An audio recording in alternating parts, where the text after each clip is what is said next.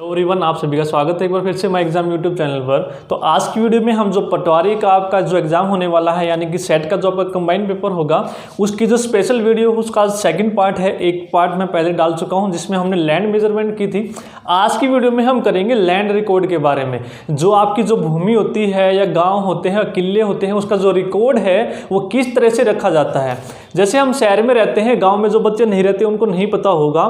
जैसे हम शहरों में रहते हैं तो शहरों को सभी पता होगा, जो मकान होते हैं मकान के नंबर होते हैं और जिस एरिया में हम रहते हैं उस एरिया का पर्टिकुलर नाम होता है। ठीक है, तो उसी तरह से गांव में भी जो खेत होते हैं उनका भी नंबर होता है और उनका भी कुछ एरिया होता है। तो उनको हम किस नाम से जानते हैं तो उनको हम डिस्कस करेंगे। जैसे शहर में हम रहते हैं तो हम मकान नंबर को बोलते हैं हाउस नंबर। तो उसी तरह से खेतों को पहचानने के लिए, जैसे गांव में जमीन बोते हैं बड़े बड़े आदमी, तो हर एक की जमीन अलग अलग है तो उनकी जो पहचान है वो किस तरह से की जाती है, उसका जो रिकॉर्ड रखा जाता है कि ये जमीन किस बंदे की है, ये किसकी है, तो उसका जो रिकॉर्ड रखा जाता है उसको हम डिटेल से स्टडी करेंगे।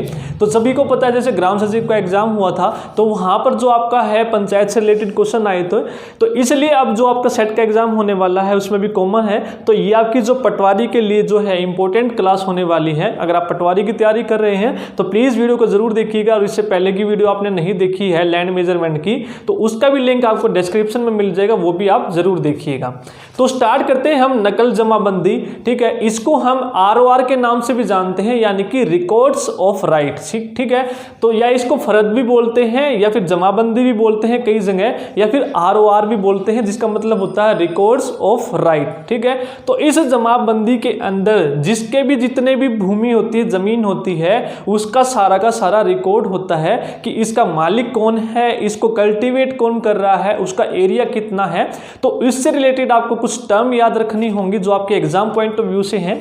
तो ये आपकी जो ओरिजिनल जो आपकी फरद होती है यानी कि जमाबंदी होती है, वहां से मैंने ये डायग्राम बनाया है। उसमें इसी तरह से आपकी कॉलम और रो बनी होती है और इसी तरह से हर एक कॉलम में आपका जो मैंने यहाँ पर लिखा है वही लिखा होता है। ओरिजिनल जो आपकी फरद है वहीं से मैंने ये डाटा उठाया है। तो जो आपका एग्जाम पॉइंट ऑफ व्यू से इंपॉर्टेंट है सभी को हम नहीं पढ़ेंगे, सिर्फ जो एग्जाम पॉइंट ऑफ व्यू से हैं जो आ सकती हैं उनको हम डिटेल से स्टडी करेंगे। सबसे पहले जब आप फर्द निकलवाएंगे या फिर हेलरिस की साइट पर आपको देखनी है तो वहां पर भी आप देख सकते हैं।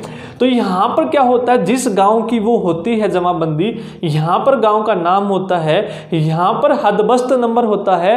हदबस्त क्या होता है, तहसील में गांव का सिलसिलावार नंबर होता है। तो एक नंबर को हम उसको क्या बोलते हैं, हदबस्त नंबर बोलते हैं। फिर यहाँ पर उस तहसील का नाम होता है जो गांव उस तहसील के अंदर आता है। फिर यहाँ पर वो साल होता है जिस साल की वो जमाबंदी होती है। ठीक है, तो ये सब लिखा होता है। आप देखेंगे नकल जमाबंदी के साइड में यहाँ पर पड़त पटवार लिखा है। तो इसका मतलब क्या होता है, जो ये जमाबंदी की जो कॉपी होती है, दो कॉपियां होती हैं। एक कॉपी पटवारी के पास होती है जो पटवारी अपने पास रखता है और जो दूसरी कॉपी होती है वो राजस्व विभाग में आपकी वहां पर डिपॉजिट होती है। तो इसलिए ये जो पड़त पटवार लिखा है तो ये वो कॉपी है, रिकॉर्ड्स ऑफ कॉपी है जो पटवारी अपने पास रखता है। तो इसलिए यहां पर यहाँ के लिखा है पड़त पटवार लिखा है। ठीक है, तो जितनी भी डिटेल है हम सबको वन बाय वन डिस्कस करेंगे। सबसे पहले आपका खेवट या जमाबंदी नंबर होता है जिसको हम खाता नंबर भी बोलते हैं। इसका मतलब क्या होता है, इसका मतलब होता है भूमि मालिकों को दिया जाता है। जो ये खेवट नंबर होता है ना, जो भूमि मालिक होते हैं, ठीक है, जिस भूमि का जो मालिक होता है उसको ये नंबर दिया जाता है। ठीक है, भूमि मालिक को दिया जाता है खेवट नंबर। ठीक है, जिसको हम जमाबंदी नंबर भी बोलते हैं या फिर खाता नंबर भी बोलते हैं। ठीक है, तो इसको हम क्या बोलते हैं, भूमि मालिकों को दिया जाता है जिनका भूमि पर, जो जिसकी भूमि होती है उस भूमि पर संयुक्त रूप से मालिकाना हक होता है। तो इसी नंबर से पता चलता भी ये खेवट नंबर इसकी है तो इसका मालिक कौन है।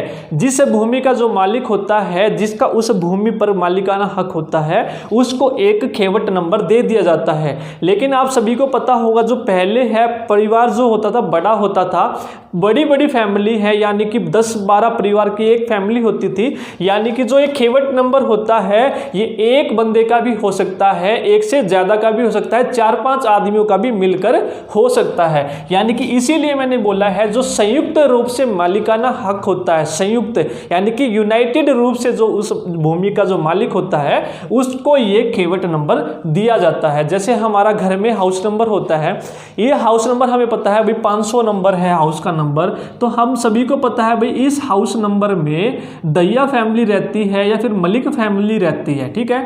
यानी कि वो फैमिली के अंदर ये हमें नहीं पता भाई कितने आदमी रहते हैं, लेकिन उस हाउस के अंदर कौन रहता है, ये 500 जो हाउस नंबर है इसके अंदर दैया फैमिली रहती है, ठीक है। तो इसी तरह से खेवट में हमें पता लगता है कि ये जो खेवट है इस भूमि का जो मालिक है, इस पूरी की पूरी भूमि का वो कौन है, ठीक है। अब आप देखेंगे जो ये खेवट है यहाँ पर आपका ये 2 नंबर लिखे होते हैं, ये क्यों लिखे होते हैं, ये जो खेवट नंबर है हर 5 साल में आपका चेंज होता है, ठीक है। जिसका भी मालिकाना हक होगा जिसको चेंज करना है, जैसे एक परिवार की एक खेवट होती थी पहले, जिसकी खेवट अलग अलग करवा ली दिन 2 भाइयों ने, तो उन दोनों की खेवट क्या हो जाएगी, अलग अलग हो जाएगी। तो इस तरह से आप देखेंगे यहाँ पर एक ऊपर लिखा होता है एक नीचे, जो ऊपर लिखा होता है ये नया, ठीक है, नई खेवट नंबर होती है, और जो नीचे होती है वो क्या होती है, पुरानी खेवट नंबर, ठीक है। ये हर 5 साल में चेंज होती है। सिर्फ आपको इतना याद रखना कि खेवट नंबर होती क्या है, ठीक है। ये आपको बता दिया है मैंने, भूमि मालिकों को ये दिया जाता है। भूमि का जिस भूमि पर संयुक्त रूप से जिसका मालिकाना हक होता है उसको ये खेवट नंबर दिया जाता है। अब हम बात करते हैं खतौनी नंबर। तो खतौनी नंबर क्या होता है आपका, तो खतौनी नंबर होता है जैसे भूमि तो हमारी है लेकिन उस भूमि को कल्टीवेट कोई और कर रहा है, ठीक है, उसको ये क्या दिया जाता है, खतौनी नंबर दिया जाता है। जैसे आपका हाउस है, ठीक है, ये आपका हाउस है, इस हाउस के अंदर आपने 4 पार्ट डिवाइड कर रखे, 1 2 3 4, ठीक है। ये पूरा का पूरा है तो ये एक हाउस, लेकिन इस एरिया में कोई और रहता है, आपने किराए पर दे रखा है, इस एरिया में कोई और रहता है, इस एरिया में कोई और रहता है, इस एरिया में और कोई रहता है, तो आपने अपने अकॉर्डिंग इनको कोई अलग अलग नंबर दे दिया, ठीक है, जिससे आप पहचान सके कि भाई ये किराएदार मेरा कौन है और ये किराएदार मेरा कौन है, ठीक है। तो यानी कि जो मौके पर आपकी जो खेती करता है उसको ये नंबर दिया जाता है, ठीक है। मौके पर खेती कौन करता है उस भूमि पर उसको ये नंबर दिया जाता है, ठीक है। अब आप देखेंगे जैसे भूमि है, मान लेते हैं हम खेवट नंबर है भाई 1 से लेकर 2 3 अलग अलग खेवट नंबर है कुछ भूमि पर, ठीक है, 40 तक। तो एक खेवट नंबर हम मान लेते हैं 3, ठीक है। इसके अंदर आपकी ज़मीन है कुछ 25 26 27 28, ठीक है। इसके अंदर कुछ ज़मीन है, जैसे अभी मैंने मकान का एग्जांपल दिया, उसके अंदर आपके 4 पोर्शन है, तो ये आपकी खेवट नंबर है, तो उसके अंदर ये आपके ज़मीन के कुछ पोर्शन है, ठीक है। तो इस ज़मीन में से कुछ हिस्सा जैसे 25 और जो 26 है इसको तो कोई और कल्टीवेट करता है, और जो ये 27 28 है इसको आप खुद कल्टीवेट करते हो। यानी कि यदि आप खुद कल्टीवेट करते हो तो उसको हम क्या बोलते हैं, खुद कास्ट बोलते हैं। अन्य कोई कास्ट करेगा तो उसको क्या दे दिया जाता है, खतौनी नंबर दे दिया जाता है। तो इतना याद रखना है आपको, जो खतौनी नंबर होता है इसमें काश्तकार का विवरण होता है, और जो खेवट नंबर होता है उसमें मालिक का विवरण होता है, यानी कि जो मालिक होता है। आगे बढ़ते हैं हम, नाम तरफ या पत्ती, यानी कि जो मकान है या जो ज़मीन है वो किस उसकी है, आपकी किस तरफ की है, यानी कि किस पत्ती की है, किस एरिया की है। तो गांव में जैसा एरिया होता है आपका उसको हम पान्ना या ठोला बोलते हैं कि भाई ये किस पान्ने की है या किस ठोले की वो ज़मीन है, ठीक है। तो ये नाम तरफ पत्ती से आपको पता लगता है कि भाई किस एरिया की है। जैसे आपका मकान है तो सभी को पता है भाई विकास नगर है, ठीक है, यानी कि आपका एक घर है कौन से एरिया में है, विकास नगर में है और सोनीपत में है, ठीक है। तो ये सोनीपत आपका गांव हो जाएगा, और गांव के अंदर आपकी जो विकास नगर है वो आपका एरिया हो जाएगा। तो उसको हम क्या बोलते हैं, पत्ती बोलते हैं, पान्ना बोलते हैं, ठीक है। तो इस तरह से आपको याद रखना है। तो आप मकान से लेकर याद करेंगे तो आपको सब कुछ याद हो जाएगा।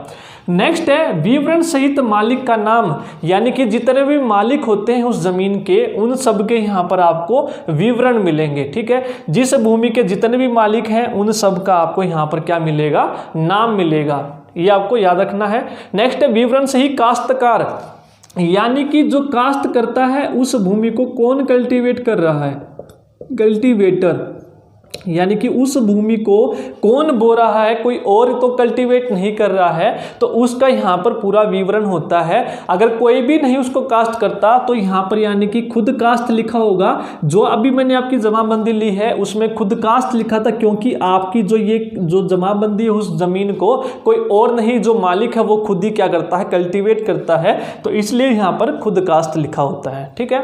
नेक्स्ट है कुएं या सिंचाई के अन्य साधन के नाम, तो यानी कि जो जमीन है उसकी जो सिंचाई है वो किस माध्यम से की जाती है उसका यहाँ पर सारा का सारा ब्यौरा होता है। जैसे आप देखेंगे नहरी है, यानी कि यदि उस भूमि की नहर द्वारा सिंचाई की जाती है तो यहाँ पर नहरी मिलेगा। यदि कुएं द्वारा सिंचाई होती है तो यहाँ पर चाही लिखा मिलेगा। यदि वर्षा द्वारा सिंचाई होती है तो यहाँ पर बरानी लिखा मिलेगा। यदि किसी अन्य यानी कि कुएं या फिर वर्षा या उसके अलावा कोई अन्य माध्यम है इनके अलावा तो यहाँ पर आबी लिखा मिलेगा। तो यहाँ पर नहरी की जगह लिखा मिलेगा आपको आबी। इस या फिर चाही मुस्ता, या फिर आप पानी खरीद कर, किसी और का पानी है आप खुद उसको क्या कर रहे हो, पैसे देकर खरीद रहे हो और फिर उससे सिंचाई कर रहे हो, तो यहाँ पर चाही मुस्तार लिखा मिलेगा। तो इसका मतलब क्या है, उस जो इरिगेशन प्रोसेस है उस जमीन का, उसका पता लगता है यहाँ पर लिखे रहने से, ठीक है। तो ये आपको याद रखना, चाही का मतलब क्या होता है, कुएं द्वारा सिंचाई, बरानी का मतलब वर्षा द्वारा, आबी का मतलब अन्य। तो कैसे याद रखेंगे, बै से वर्षा, बै से बरानी, ऐसे आबी, ऐसे अन्य। तो इस तरह से भी आप याद रख सकते हैं, ठीक है। अब हम बात करते हैं खसरा नंबर या फिर मुरब्बा और किले का नंबर। अब आप देखेंगे किले का नंबर होता है या फिर खसरा नंबर क्या होता है। तो खसरा नंबर जो होता है, जैसे इस तरह की आपकी ज़मीन है गांव में, ठीक है, ये एरिया है ज़मीन का, तो इस तरह से ये आपकी अलग अलग ज़मीन है, ठीक है। इन जमीन के कोई नंबर दे दिए जाते हैं इस तरह से 25, ये कोई 27, 28, कोई भी नंबर हो सकता है XYZ। तो जो ये इसका खसरा नंबर, इसको हम क्या बोलते हैं, पर्टिकुलर यानी कि स्पेसिफिक जो आपकी भूमि होती है उसका ये नंबर होता है, स्पेसिफिक पीस ऑफ लैंड। अब आप देखेंगे इसमें ये इतनी सारी जमीन है, तो इस जमीन का ये इतना सा टुकड़ा है तो इसका कोई नंबर होगा, ये टुकड़ा है तो इसका कोई नंबर होगा। तो हर एक जमीन के टुकड़े का एक नंबर होता है, उसको हम क्या बोलते हैं, खसरा नंबर, या फिर इंग्लिश में इसको बोलते हैं रेक्टेंगल नंबर या फिर plot number. Rectangle number, plot number या फिर सर्वे नंबर, जो भी आपको मिले वो तीनों याद रखने हैं आपको, survey number, plot number, rectangle number और खसरा नंबर। यहाँ पर मुरब्बा टर्म का यूज हुआ है, तो मुरब्बे का क्या मतलब होता है आपको याद रखना है। जो एक खसरा होता है ना आपका, एक खसरा जो होता है ये 25 किले के आपके बराबर होता है, ठीक है, ये याद रखना है। एक खसरा क्या होता है, 25 किले के, ठीक है, एक खसरा जो होता है ये 25 किले के बराबर होता है। तो 25 को मैंने जब आपकी लैंड मेजरमेंट करवाई थी वहाँ पर भी मैंने बताया था, जो किला है उसको एकड़ भी बोलते हैं। एक एकड़ आपका 8 कैनाल के बराबर होता है, और जो आपके 25 किले हैं वो 25 किले मिलकर एक खसरे के बराबर होता है, ठीक है, ये याद रखना है आपको। उसके बाद खसरा नंबर सभी को पता चल गया, यानी कि जमीन का कोई पर्टिकुलर टुकड़ा जो होता है ना उसको हम खसरा नंबर बोलते हैं। जब आप देखेंगे यहाँ पर एक इस तरह से नंबर लिखा हुआ है तो ये आपका एक खसरा नंबर है, यानी कि बहुत सारी जमीन है, उस जमीन का कोई हिस्सा है, उसका एक नाम दे दिया जाता है, उसको हम क्या बोलते हैं, खसरा नंबर। नेक्स्ट है, अब आप देखेंगे यहाँ पर 2, 16, 5, 17 नहरी लिखा है। इसका मतलब क्या है, यानी कि रकबा और किस्म जमीन। रकबा का मतलब होता है आपका जो भूमि होती है उसका क्षेत्रफल यानी कि एरिया।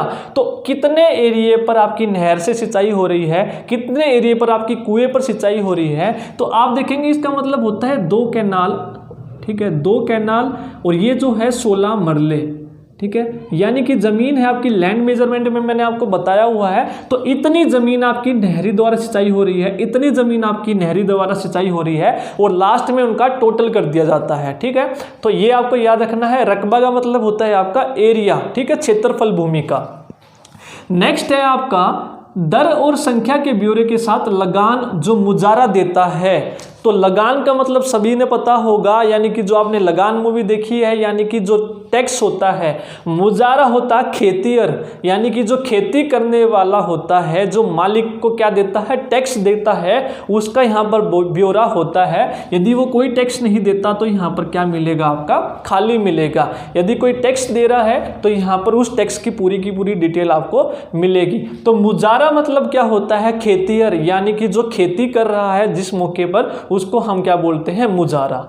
ठीक है, नेक्स्ट है आपका हिस्सा या हकीयत का पैमाना या बाज का ढंग, यानी कि जो उस भूमि के बाज का ढंग है वो यहाँ पर आपको मिलेगा, यानी कि किसी का जो कब्जा है या फिर हिस्सेदारी है, तो वहाँ पर आपकी क्या मिलती है, डिटेल मिलती है। ठीक है, नेक्स्ट होता है आपका अभियुक्ति। तो अभियुक्ति क्या होती है, म्यूटेशन, यानी कि कोई भी, यानी कि परिवर्तन होता है। यदि जमाबंदी में कोई भी परिवर्तन होता है जमाबंदी में, तो वो किसी रपट नंबर के द्वारा यहाँ पर रिकॉर्ड होता है। आपका कोई भी चेंज करवाना होता है, या जो मालिक होता है कोई भी चेंज होता है, तो यहाँ पर आप क्या, जब आपने देखा होगा फॉर्म फिलअप करते हैं आप, तो वहाँ पर भी फॉर्म में कुछ, यदि आपके फॉर्म में कुछ चेंज आए तो अलग से आपका नोटिफिकेशन आता है। तो इस तरह से यहाँ पर अभियुक्ति में, यानी कि आपका म्यूटेशन मिलेगा। कोई भी यदि आपका भूमि में कोई परिवर्तन हो रहा है, तो वो सारा का सारा आपका रिपोर्ट रपट नंबर के द्वारा यहाँ पर आपका रिकॉर्ड होता है। तो उस रपट नंबर से आपका पता चल जाता है कि इस भूमि में क्या चेंज हुआ है। कोई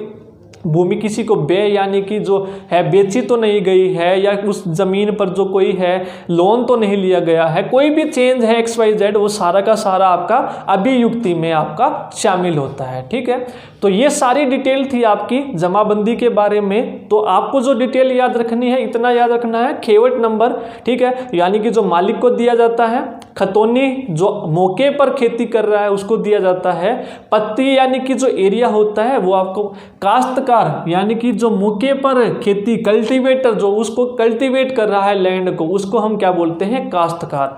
ठीक है, खसरा नंबर याद रखना है आपको, स्पेसिफिक पीस ऑफ लैंड, यानी कि जो पर्टिकुलर एरिया होता है उसको जो नंबर दिया जाता है, और एक खसरे में 25 किले होते हैं, ये आपको याद रखना है। उसके बाद आपको रकबा याद रखना है, क्षेत्रफल होता है। फिर आपको मुजारा याद रखना है, खेतीयर जो लगान देता है, यानी कि जो खेती करने वाला होता है, यानी कि जिसको हम अपनी जमीन दे देते हैं वो उसको लगान देता है, उसको मुजारा बोलते हैं।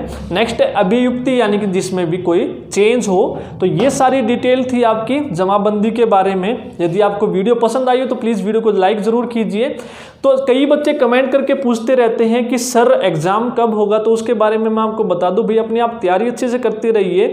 अगर आपकी तैयारी अच्छे से होगी तो आप कभी भी एग्ज़ाम ले लें, हरियाणा SSC, तो आपकी तैयारी ऐसी होनी चाहिए कि एग्ज़ाम कभी भी आ जाए तो आप अपना बेस्ट दे सकें। ठीक है, इतना ध्यान रखें, आप तैयारी कंटिन्यू रखें, अपनी तैयारी मत छोड़िए। एग्ज़ाम कभी भी हो, 1-2 घंटा जो भी आपको टाइम मिले आप समय ज़रूर देते रहें। ठीक है, तो अगर आपको वीडियो अच्छी लगी हो तो इससे पहले की वीडियो भी आप ज़रूर देखिएगा। तो हर एक को मैंने प्लेलिस्ट के अकॉर्डिंग बना रखा है। आपकी जो फीमेल सुपरवाइज़र है अलग प्लेलिस्ट है, पटवारी की अलग है। पटवारी की आपकी 1-2 वीडियो और आएंगी, उसके बाद फिर हम जो कैनल पटवारी है उसकी वीडियो स्टार्ट करेंगे। आज की वीडियो में इतना ही, नेक्स्ट वीडियो में मिलेंगे। Thank you.